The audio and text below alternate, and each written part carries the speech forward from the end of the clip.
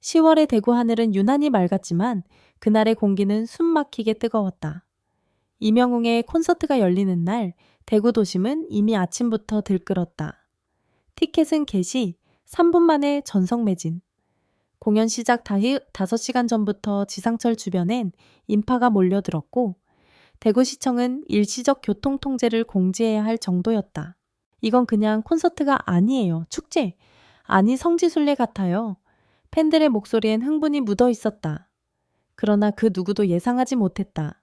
그날 무대 위에서 터져 나올 그 한마디가 모든 걸 집어삼킬 줄은.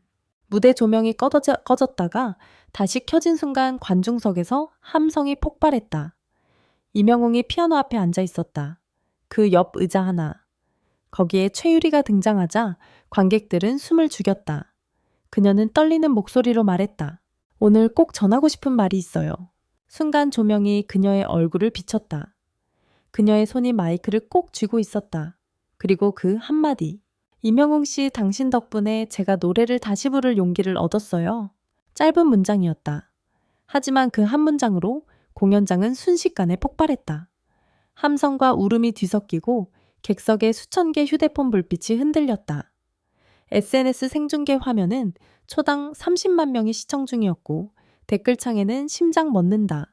둘 다 울지마 같은 문장이 쏟아졌다. 이명웅은 잠시 그녀를 바라보았다. 말을 잃은 듯 조용히 피아노 건반 위에 손을 올렸다. 그리고 아무 예고도 없이 사랑은 늘 도망가의 전주가 흘러나왔다. 그의 목소리가 떨렸다.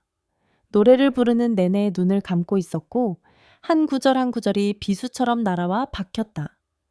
그를 바라보던 최유리는 끝내 눈물을 흘렸다. 그는 노래로 대답했다. 그날 무대를 본 한 관객의 말이었다. 무대 위엔 두 사람 하지만 그 순간 그들을 감싸던 공기는 전혀 다른 차원의 감정이었다. 수천 명이 숨을 삼키며 그 장면을 지켜봤다. 시간이 멈춘 듯 대구 전역이 정적에 잠겼다. 노래가 끝난 뒤 함성이 폭풍처럼 몰아쳤다. 누군가는 자리에서 울부짖었고 누군가는 핸드폰을 떨어뜨린 채 울었다. 그 순간 믿기 힘든 일이 벌어졌다.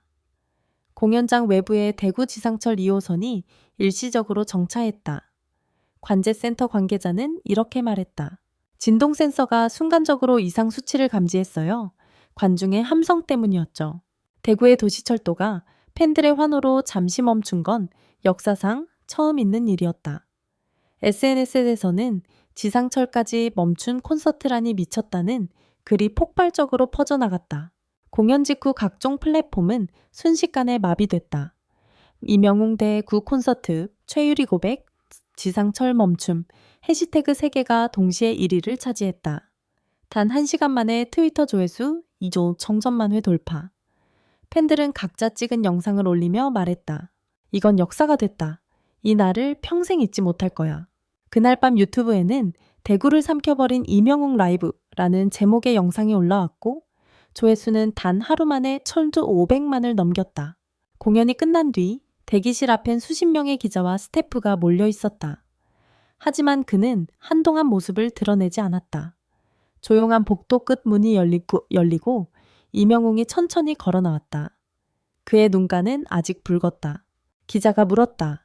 오늘 최유리 씨의 고백을 듣고 어떤 생각이 드셨나요? 그는 잠시 웃었다. 그리고 고개를 숙이며 조용히 말했다. 음악은 말보다 진실하죠. 그 한마디로 인터뷰장은 침묵에 잠겼다. 그는 이어 팬들에게 더 큰 무대로 보답하겠다는 짧은 인사만 남기고 차에 올랐다. 차 창밖으로는 여전히 공연장 주변에서 떠나지 못한 팬들이 손에 불빛을 들고 있었다. 누군가는 울고 있었고 누군가는 노래를 따라 부르고 있었다.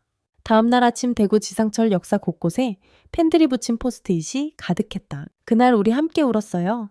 대구의 밤은 영웅의 노래로 빛났어요. 언론은 한 도시가 한 사람의 노래로 흔들렸다고 썼다. 이명웅의 공연은 단순한 음악 이벤트가 아니라 하나의 도시적 사건이었다. 대구시 관계자는 그날의 진동은 단순한 소음이 아니라 감동이었다고 말했다. 대구의 거리는 여전히 뜨거웠다. 사람들은 아직 귀에서 이명웅의 노랫소리가 맴돈다며 서로를 부둥켜 안고 울었다. 그러나 환호와 함성이 사라진 그 뒤편 무대 뒤 조용한 공간에서 한 사람은 홀로 앉아 있었다. 그의 이름 이명웅. 그리고 그의 앞에는 하얀 종이 한 장이 놓여 있었다.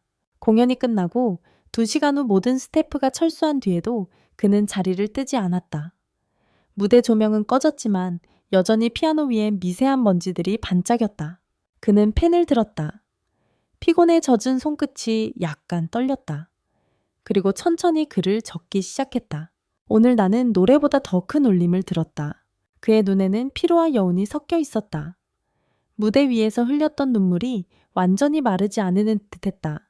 그는 계속해서 적었다. 누군가를 울릴 수 있다는 건 두려운 일이다.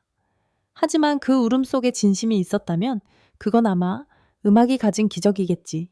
그의 글씨는 단정하면서도 조심스러웠다. 마치 감정을 흘리지 않으려 한 획 한 획을 다듬는 듯 했다.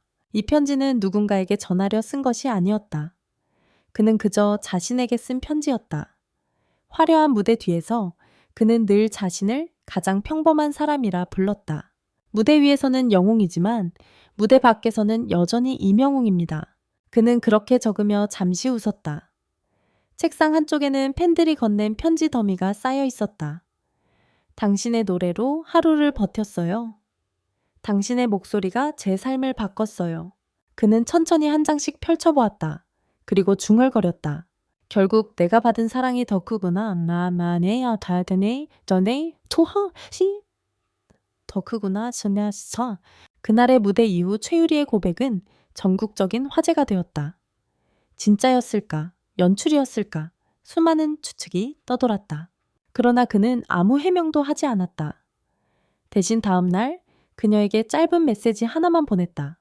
고마워요. 당신 덕분에 노래가 더 진심이 됐어요. 그 문장은 그 어떤 기사보다 인터뷰보다 진실했다. 그녀는 그 메시지를 공개하지 않았지만 주변 스태프들에 의해 뒤늦게 알려졌다. 그날 이후 두 사람은 서로의 무대에 서지 않았지만 어딘가에서 노래로 서로를 이어가고 있었다. 새벽 3시를 넘어 무대 정리팀의 발소리가 멀어질 즈음 그는 조용히 피아노 앞에 앉았다. 조명이 꺼진 공연장 안그는 손끝으로 첫 음을 눌렀다. 낡은 피아노에서 맑은 소리가 울렸다. 그리고 그는 속삭이듯 말했다. 오늘의 노래는 내게 다시 돌아온다. 그 음은 마치 기도 같았다. 공연장을 비추던 마지막 스포트라이트가 그의 어깨를 스쳤다. 빛은 짧게 머물다 사라졌고 남은 건 그와 피아노뿐이었다. 공연 후 한 스태프가 우연히 대기실 문틈으로 사진 한 장을 찍었다. 그 사진 속의 그는 무대 의상을 그대로 입은 채 책상 앞에 앉아 편지를 쓰고 있었다. 조용히 고개를 숙인 모습 한 손에는 펜 다른 손에는 마이크. 그 사진은 몇 주 뒤 팬 커뮤니티에 익명으로 올라왔다. 제목은 단 한 줄이었다. 무대가 끝나도 그는 노래하고 있었다. 댓글에는 수천 개의 눈물 이모티콘이 달렸다. 누군가는 말했다. 그는 무대를 떠난 적이 없다. 그의 삶이 무대 자체니까. 그가 쓴 편지의 일부가 소속사를 통해 팬북으로 공개되었다. 그 안에는 이렇게 적혀 있었다. 사람의 마음은 노래보다 느리지만 결국 같은 곳으로 흘러갑니다. 언젠가 우리가 다시 만난다면 그때도 노래로 인사할게요. 그 문장은 팬들 사이에서 영웅의 서한으로 불리며 수천 번 공유되었다. SNS에는 이명웅의 편지, 무대 뒤 이야기, 진심의 노래, 해시태그가 하루 만에 상위권에 올랐다. 편지를 다 쓴 그는 종이를 조심스레 접어 자신의 기타 케이스 안에 넣었다. 그리고 무대 중앙으로 천천히 걸어 나갔다. 텅 빈 객석을 바라보며 조용히 말했다. 고맙습니다. 오늘 여러분이 제 노래의 가사였습니다. 그는 마지막으로 고개를 숙였고 아무도 없는 무대에서 천천히 등을 돌려 나갔다. 그의 발자국이 멀어지는 동안 대구의 밤은 여전히 뜨거웠다. 그날의 열기, 그날의 함성, 그리고 그가 남긴 한 장의 편지는 지금도 누군가의 마음속에서 노래로 흐르고 있다.